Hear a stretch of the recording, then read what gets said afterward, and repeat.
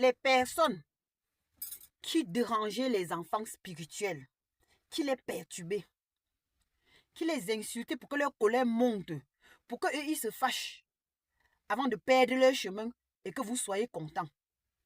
Enlevez la jalousie en vous.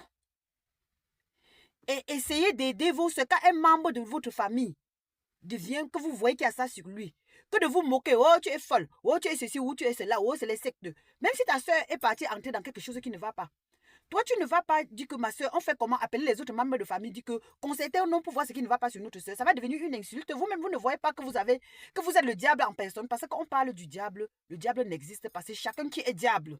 Parce que c'est seulement le dessin qu'on dessine pour montrer ce que c'est. Bon, maintenant, quand tu viens attaquer l'enfant spirituel, bon, maintenant, ça dépend. Ça ne veut pas dire que peut-être l'enfant spirituel aussi peut avoir tort. Mais la seule différence qu'il y a entre vous et un enfant spirituel qui est éveillé, c'est que l'enfant spirituel entend, voit des choses avec des esprits de lumière ou de ses ancêtres ou de ce qu'il veut. Maintenant, quand il y a un problème entre toi qui a les dons et tu n'entends pas les esprits, ou qui est un enfant normal, parce que quand je dis qu'il a les dons, ça veut dire tout être humain a les dons, mais seulement pour d'autres n'est pas activé. La personne que ça n'a pas est activée. La différence, c'est que quand il a tort, les esprits ou les divinités ou les ancêtres viennent lui conseiller pour lui dire ce que tu as fait là, tu n'as pas bien fait. Fais comme ceci, pour effacer ça.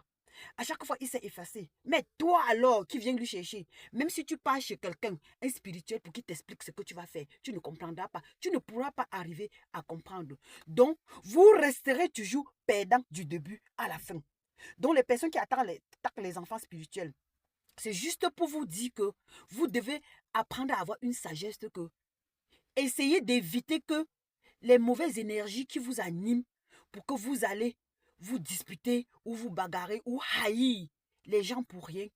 Évitez ça avec les enfants spirituels qui veulent s'éveiller ou bien qui sont en éveil et que les ancêtres et les esprits attendent d'eux.